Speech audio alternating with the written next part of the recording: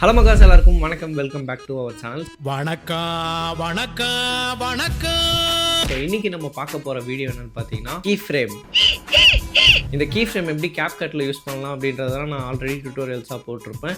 இப்போ வந்து நம்ம இன்ஷாட் சீரிஸ் பண்ணுறதுனால இன்ஷாட்டில் எப்படி இந்த கீ ஃப்ரேமை எஃபெக்டிவாக யூஸ் பண்ணலாம் அப்படின்றது தான் நம்ம பார்க்க போகிறோம்.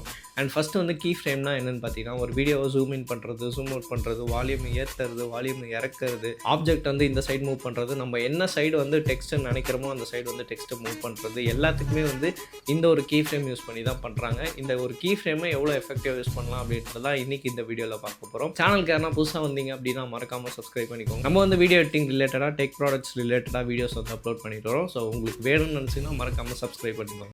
இன்ஷாட் ஆப் ஓப்பன் பண்ணிடலாம். வீடியோ செலக்ட் பண்ணிக்கலாம். இந்த வீடியோ வந்து கொஞ்சம் லென்த்தாக போகும். ஏன்னா கீ ஃப்ரேமே நம்ம டிஃப்ரெண்ட்டாக பண்ண போகிறோம். ஃபஸ்ட்டு வந்து பார்த்தீங்கன்னா, இந்த டெக்ஸ்ட்டில் எப்படி கீ ஃப்ரேம் ஆட் பண்ணலாம், நெனச்ச இடத்துல வந்து டெக்ஸ்ட் எப்படி மூவ் பண்ணலாம் அப்படின்றத பார்த்துடலாம். ஃபஸ்ட்டு வந்து ஒரு டெக்ஸ்ட் வந்து நீங்கள் செலக்ட் பண்ணி டைப் பண்ணிக்கோங்க. ஸோ அந்த மாதிரி நான் இப்போ கீ ஃப்ரேம் அப்படின்ற மாதிரி டைப் பண்ணிக்கிறேன்.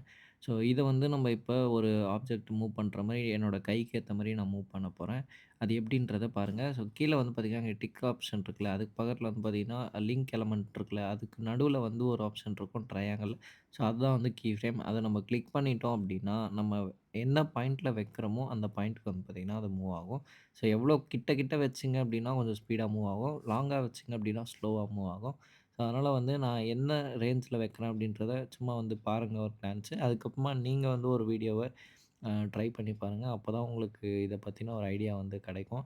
இது கீ ஃப்ரேம் வந்து நீங்கள் ஒரு மிட் லெவலில் எடிட் பண்ணிட்டுருக்கீங்க அப்படின்னா உங்களுக்கு தெரியும். பட் இன்னும் இப்போ தான் பிகினர் ஸ்டேஜில் நான் இப்போ தான் வீடியோ எடிட்டிங்கை கற்றுக்குறேன் அப்படின்னா, இந்த கீ ஃப்ரேம் தான் மேஜர் ரோலே ஒரு வீடியோவுக்கு ப்ளே பண்ணும்.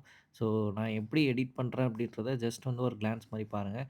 எப்போ எங்கெங்கெல்லாம் என்னோடய மூவ்மெண்ட் இருக்கோ அந்தந்த இடத்துல வந்து இந்த கீ ஃப்ரேமை நம்ம மூவ் பண்ணோம் அப்படின்னா, அதுக்கேற்ற மாதிரி வந்து இப்போ என்னோடய கை வந்து மூவ் ஆகுதுன்னா, அந்த கையாண்ட வந்து இந்த ஒரு ஆப்ஜெக்ட்டை மூவ் பண்ணிக்கலாம். ஃபஸ்ட்டு வந்து நம்ம இந்த டெக்ஸ்ட்டை பற்றி பார்ப்போம். இப்போ ஒரு வீடியோவில் எப்படி வந்து இந்த ஜூம் இன் பண்ணுறது, ஜூம் அவுட் பண்ணுறதுலாம் பார்க்கலாம்.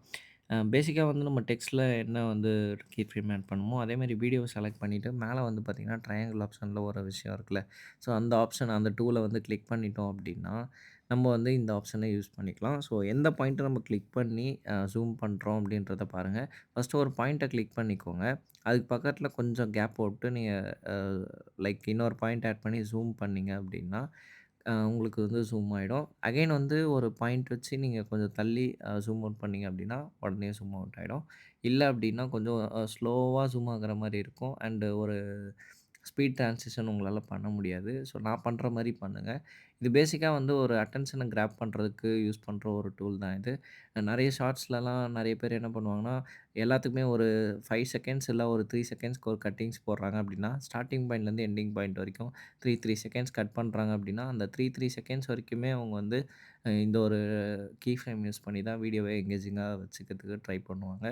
ஸோ கீ ஃப்ரேம் தான் மேஜர் ரோல் வந்து ஒரு வீடியோல ப்ளே பண்ணும். ஸோ அதனால் வந்து நான் பண்ணுற மாரி பண்ணுங்க. அ எப்படி வந்து நான் பண்ணிட்டுருக்கேன் அப்படின்றத ஜஸ்ட் வந்து பாருங்க. அப்போ தான் உங்களுக்கு ஒரு ஐடியா கிடைக்கும்.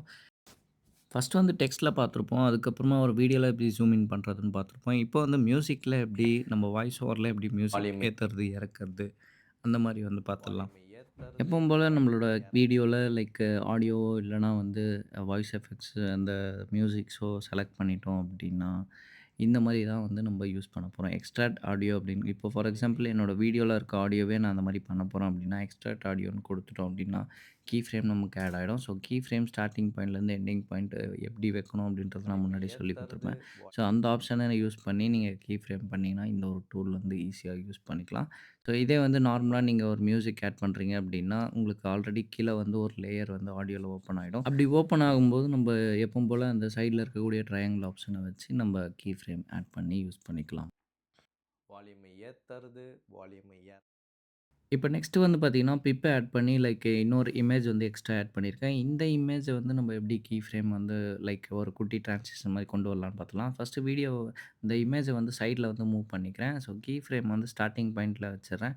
அண்ட் இப்போ பக்கத்திலேயே ஒரு கீ ஃப்ரேம் போட்டு நான் அந்த ஒரு ஆப்ஜெக்ட்ட வந்து மூவ் பண்ணி நான் வைக்கணும்னு நெனச்ச இடத்துல வந்து பிளேஸ் பண்றேன். ஸோ இப்போ வந்து பார்த்தீங்கன்னா, அந்த இடத்துல ஒரு குட்டி டிரான்சிஷன் வந்து பில்ட் ஆகும். ஸோ இதே போல தான் வந்து பார்த்தீங்கன்னா, நெறைய டிரான்சிஷன்ஸ் வந்து இந்த மாரி மேனுவலாவே நம்ம மேக் பண்ண முடியும். ஸோ இப்போ வந்து ஒரு ஐடியா கிடச்சிருக்கும் கீ ஃப்ரேம்னா என்ன, கீ ஃப்ரேம் எப்படி யூஸ் பண்ணலாம், கீ ஃப்ரேம் எப்படி எவ்வளோ அட்வான்ஸாக யூஸ் பண்ணலாம் அப்படின்ற மாதிரி ஒரு குட்டி ஐடியா கிடச்சிருக்கும். ஸோ இந்த கீ ஃப்ரேம் வந்து மறக்காமல் நீங்கள் வீடியோ எடிட் பண்ணுறீங்க அப்படின்னா இந்த ஒரு டூலை யூஸ் பண்ணி நீங்கள் கீ ஃப்ரேம் ஆட் பண்ணுறது ரொம்ப நல்ல ஒரு விஷயமா இருக்கும். அண்ட் உங்களோட வீடியோ பார்க்க கொஞ்சம் அட்வான்ஸ் லெவலில் இருக்கும். ஸோ அதனால் மறக்காமல் ட்ரை பண்ணி பாருங்கள். ஸோ இந்த வீடியோ உங்கள் எல்லாருமே யூஸ்ஃபுல்லாக இருக்கும்னு நம்புறேன். அப்படி யூஸ்ஃபுல்லாக இருந்துச்சு அப்படின்னா மறக்காமல் உங்களோட ஃப்ரெண்ட்ஸ்க்கு இந்த வீடியோ ஷேர் பண்ணுங்கள். அண்ட் நாளைக்கான வீடியோவில் இன்ஷாட்டில் எப்படி வந்து டிரான்சிஷன்ஸை யூஸ் பண்ணலாம், டிரான்சிஷனில் என்னென்ன வகைகள்லாம் இருக்குது அப்படின்றது எல்லாமே வந்து நாளைக்கு நான் உங்களுக்கு சொல்லித்தர போகிறேன். ஸோ அதனால் வந்து இந்த ஒரு சீரீஸ் உங்களுக்கு பிடிச்சிருந்துச்சு அப்படின்னா மறக்காமல் சேவ் பண்ணி வச்சுக்கோங்க, லைக் பண்ணி வச்சுக்கோங்க. தேங்க்யூ ஸோ மச் ஃபார் வாட்சிங் திஸ் வீடியோ. மீண்டும் உங்களால் ஒரு புதிய வீடியோவில் சந்திக்க வரேன். Until by from Rio.